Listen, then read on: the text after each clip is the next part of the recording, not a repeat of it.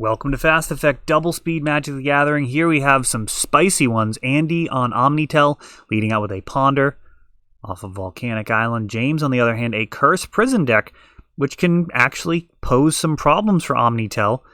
It's a deck that is not in people's testing gauntlets for the most part, but I'll tell you, there are some real spicy interactions that can happen with Show and Tell. Time Spower Remastered. Chalice of the Void gets Force of Willed by those signed. Therese Nielsen, Force of Wills, pair of them, out of Andy's hand. Chalice certainly merits the use of Force of Will, and we see Brainstorm immediately played, along with a fetch land, going to shuffle. Andy potentially going to be able to go off the next turn if things are going well. Oh, and he's keeping the card, so I'd imagine that will be the case.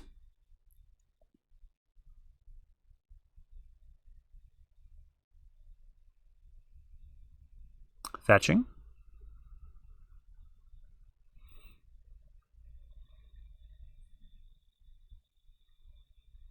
With a preordain now.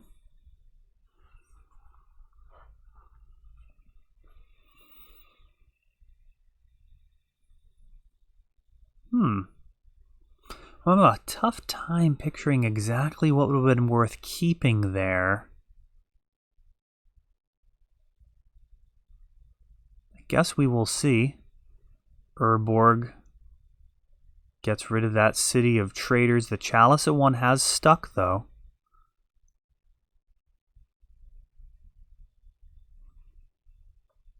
A Volcanic Island. And here's our Show and Tell. Putting in Sneak Attack. We've got an Emrakul incoming. Annihilator 6. That will...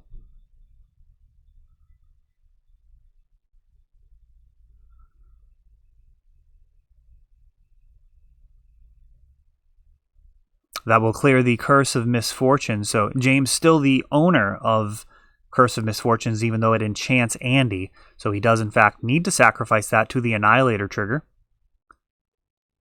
Would be nice if could somehow escape that, as Curse of Misfortunes is one of those kind of complicated cards. Each turn it tutors up a new curse, and in all likelihood, James does have the ability to turn all creatures, basically like a Humility, into 1/1s with no abilities, and then Curse of Death's Hold to give all opposing creatures -1/-1, so making creatures actually totally useless. Now, Omnitell does have access to Omniscience, so it can still win without creatures. The Leaving a Legacy Facebook page right now alight with some comical interactions about Omnitell versus Show and Tell, or Sneak and Show. Here we see Sneak Attack did actually become part of the win, and now we've got a Sorceress Spyglass, which can shut down Gristlebrand. Leyline of the Void, typically not super strong in this matchup. I actually don't think you want that at all. It does stop Mystic Sanctuary from getting cards back that you've stripped out of their hand, but that doesn't, to me, feel like a strong enough use of a card. Let me know your thoughts on that in the comments.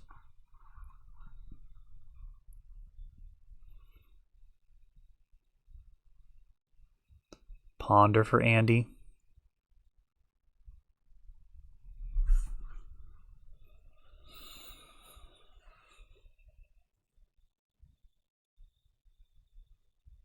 Sorceress Spyglass does stop Gristlebrand from drawing 7 cards. It does not stop you from being beaten to death by an angry 7/7 flying lifelink.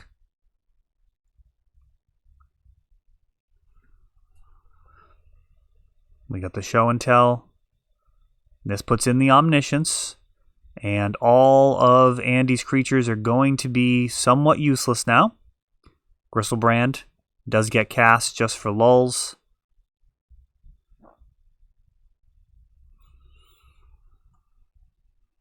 Cunning Wish. Pretty important. From here, Trinisphere. Ooh, nice. A nice play there. That's going to screw with Omniscience.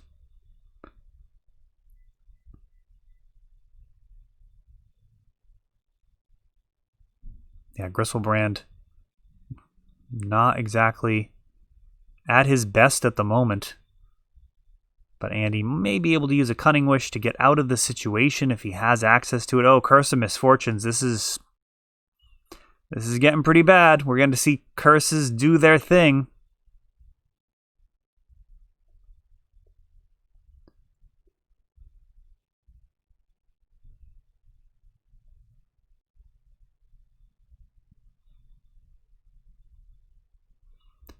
Yeah, this is a problem.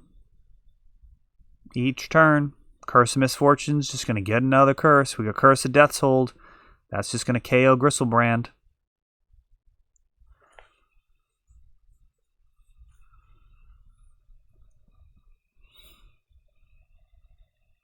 Omniscience. I mean, I feel like Andy needs to build his mana base here if he has access to that.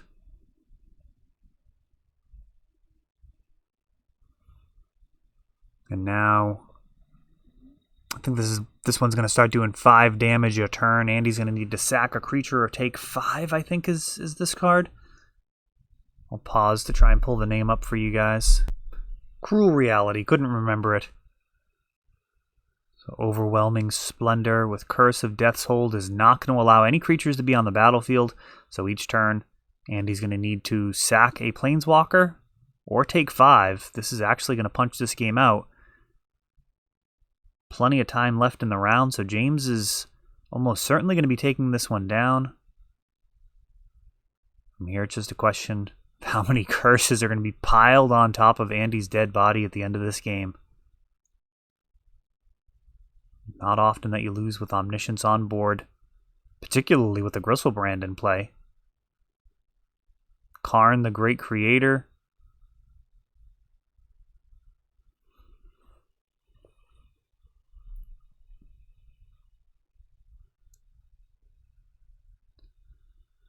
I mean, it's a little comical. That actually works out fine. Mycosynth Lattice would actually close things out, as it wouldn't allow any mana to be spent to pay for Trinisphere. But Omniscience, often pretty good versus Karn. You can just cast all your spells for free. But Trinisphere, making sure that James picks up that one with quite the board presence. Well, we'll see. Andy is playing a deck that can actually win on the first turn. James can also do some really problematic things. Chalice of the Void can shut off a lot of the speculative lines. Trinisphere can actually eliminate many of the infinite kills. And as we saw, those curses can take a lot of the utility out of these creatures. Emrakul's not so great when he's just a 1/1. We have a pre-game Leyline of the Void. Ponder for Andy.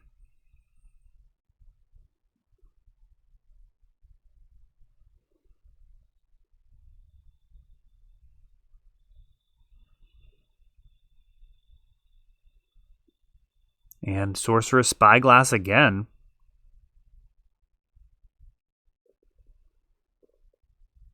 This time, seeing a very different hand. We've got Brainstorm, Cunning Wish, Force, and Omniscience.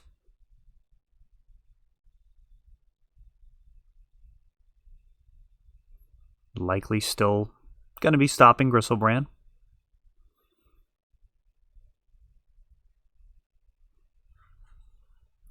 Brainstorm is going to want to find that show and tell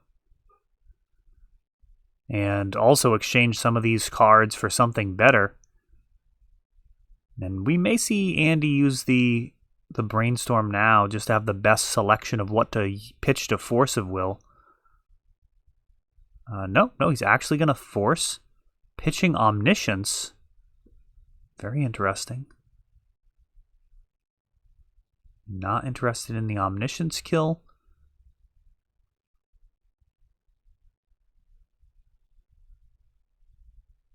That Cunning Wish. Totally castable now. As is a Force of Will. And he could actually hardcast Force from here. Urborg pumps the brakes a little bit for James on his life total. He's going to be able to use Ancient Tombs just to tap for a black if need be down the stretch, which is nice in a longer game. Also the case with Mana Confluence and Gemstone Mines in Rainbow Depths. Urborg really becoming a more important card in Legacy over the last couple years here.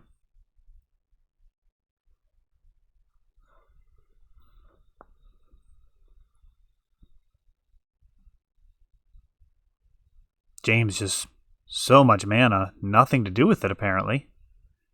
This game's a bit of a train wreck. There was that Karn. That is a must counter. Generally cards that are good enough to get restricted in Vintage are a concern. Oh, and is that a Brainstorm-esque Ponder? Looked like those cards actually went to hand. Curse of Death's Hold, the less spectacular of the curses here. Not really where you want to be. Doesn't really do anything in this matchup without the other pieces, and now Cunning Wish. Likely to be able to grab an Intuition, I'd imagine.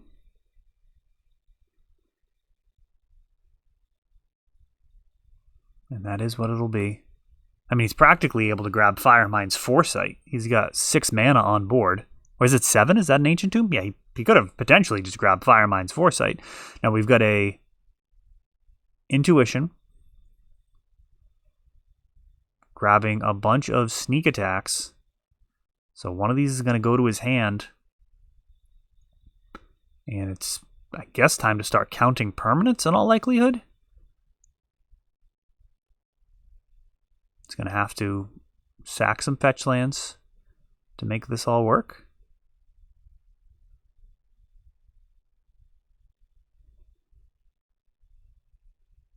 Oh, what am I missing here? How's he got all the mana to do this? Sneak attack in Emrakul. Oh, and I guess James is below the 15 because of the Ancient Tombs? I guess that's the situation. As James is going to go ahead and scoop it up. As a single strike from Emrakul, it's actually enough to close this one out. That is all for this one, but don't worry, there is a lot more. You can check out our older videos, and we're always putting out new videos from ELD's Time Vault games in Bellingham, Massachusetts. If you want to help the channel, of course, you can like, subscribe, share, tap that notification bell so you can know the next time our new videos come out. Thanks for watching.